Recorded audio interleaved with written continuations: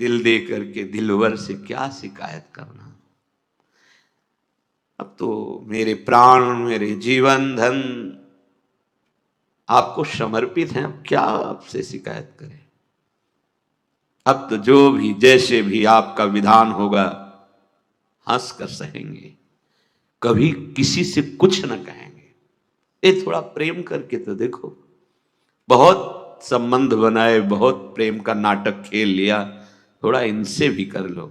झूठ से ही सही बोलने लगो कि आपके सिवा कोई नहीं, ये ऐसा साचा प्रेम उदय कर देंगे कि झूठ से ही सही, प्रभु के लिए झूठ से ही सही, प्यार नहीं पर प्यार का नाटक करना शुरू कर दो प्रभु से। प्रभु के प्यार को दिखावा कर देना दंभ हो जाएगा। वास्तविक मेरे को प्यार विषयों से है, शरीर से है, भोगों से है, पर सुना है आपसे प्यार करना चाहिए तो हम आपसे भी कह देते हैं कि हम आपसे प्यार करते हैं। ये झूठा ही तो हुआ, पर सत्य सच्चिदानंद इसी बात को पकड़ लेंगे और जबरदस्ती तुम्हारा सब कुछ अपना जो है वो बना लेंगे, निहाल कर देते। निहाल कह रहे हैं कि नाथ मेरे जो जीवन में अब दुख सुख आएगा आपसे भी नहीं कहूंगा, क्योंकि आप तो सब कुछ जानते हो ना। नहीं, यदि आप बहुत अच्छे अच्छे पदार्थ दे रहे हो तो जय हो आपकी, भोग लगेगा आपको, और नहीं दे रहे हो तो जय हो आपकी। जब भिक्षावृत्ति करने जाते श्री सुदामा जी, नहीं मिलती, कोई विशेष उदार होते हैं जो देते हैं, नहीं प्राय बड़ी मुश्किल होती है। जैसे गांव में भी हैं तो सब उदार ही थोड़ी होते हैं।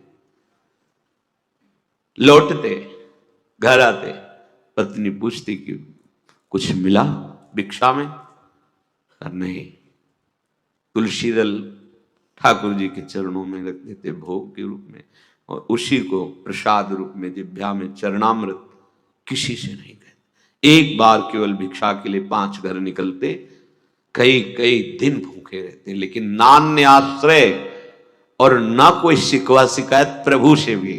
बलिहारी इनके चल, एक दिन उनकी पत्नी ने कहा कि हम आप तो सह सकते हैं, बच्चे इनके प्राण निकल जाएंगे भूख से, कुछ तो उपाय करो।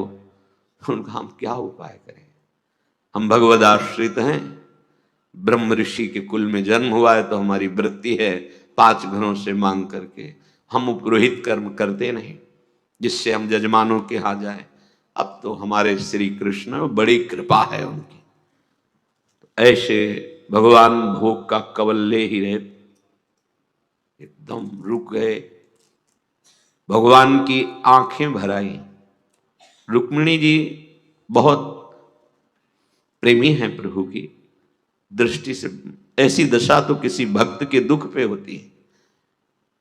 हमारे प्रीतम की ये दशा, कोई भक्त संकट पे है। कहा प्रभु अब आप छुपाइएगा नहीं, आपके मुख को जोह जोह करके ही हम जीती हैं, तो हमें आपके हर चेष्टा को पता है। इस समय आप दुख से दुखी हैं किसी भक्त के, तो उनका सही कहा आपने। मेरा एक प्राण प्रिय मित्र और भक्त है सुदामा, कई दिनों से भोजन नहीं मिला और मैं 56 भोग पाऊं तो मेरे अंदर कवल जा नहीं रहा। तो उनका प्रभु आप इतनी बात, आप हमारे स्वरूप को जानते हैं कि मैं महालक्ष्मी का स्वरूप हूं, आप इशारा कर दीजिए तो त्रिभुवन की राजलक्ष्मी नई सृष्टि कर दूं, आप दुखी क्यों हो रहे हैं?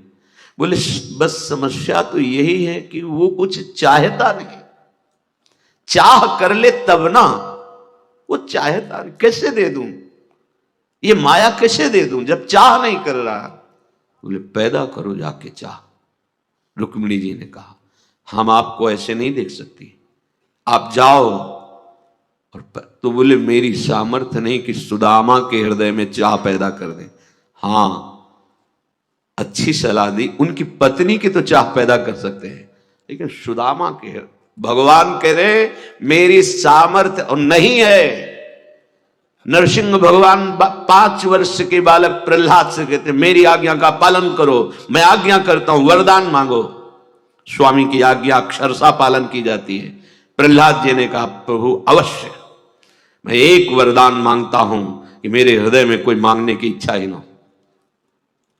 ये आज्ञा का भी पालन हो गया और भक्ति की स्थिति भी जाग, भगवान भी है उसके हृदय में, क्योंकि भगवान से बढ़कर उनका नाम उसके हृदय में विराजमान। समझो, आप समझो, भक्ति के स्वरूप को समझो। भगवान भिक्षुक के रूप में अपने भक्त के घर जाते हैं। भिक्षाम देहि, अतिथि धर्म का ज्ञान रखने वाली महाभागवत सुदामा जी की पत्नी सुशीला, ऐसा कुछ नाम था, निकली और उनका क्षमा कीजिएगा, हमारे घर में जनना शौच चल रहा है। जनना शौच जन्म बालक का होता है तब उसे माना, मरना शौच और जनना शौच होता है। ठीक है, हम 10 दिन बाद आ जाएंगे। बोल मत आना। क्यों? क्योंकि ऐसा बालक का जन्म हुआ है कि जीवन में हम कभी पवित्र नहीं हो सकते। ऐसा तो हमने सुना ही नहीं। बोले सुन लो, हमारे यहां दरिद्र रूपी बालक जन्मा है, अर्थात हमारे यहां एक कण भी नहीं जो मैं आपको दे सकूं, कभी होगा ऐसी भी संभावना नहीं, इसलिए आप कभी मत आना। तो उनका मैं भिक्षा करता रहता हूं, मुझे पता चला है कि तुम्हारे पति सुदामा के मित्र हैं भगवान द्वारिकाधीश। अगर एक बार ये तुम्हारे पति चले जाएं तो ये सब नष्ट हो जाएगी, दरिद्रता, और आप सुखपूर्वक जी सकेंगी। अच्छा, अब हम चलते हैं। सुदामा जी घर पधारे। प्रायः ऐसा है कि नहीं मिलती थी, लोग दरवाजा बंद कर लेते थे। बड़ा विचित्र कसौटी होती है भगवान की ऊंचाई पर, जो भक्ति की चरम सीमा है। देखो ना, प्रहलाद जी को आग में जलाना, विष पिलाना, ये सब, और वो सामर्थ्य ऐसी, आप डरना नहीं। जो जितना बड़ा योद्धा होता है वैसे ही उसके सामने विपक्ष रखा जाता है। आप लोग इतने बड़े योद्धा नहीं है कि आप डरे। आपको डरने की जरूरत नहीं है कि भगवान ऐसी परीक्षा लेंगे।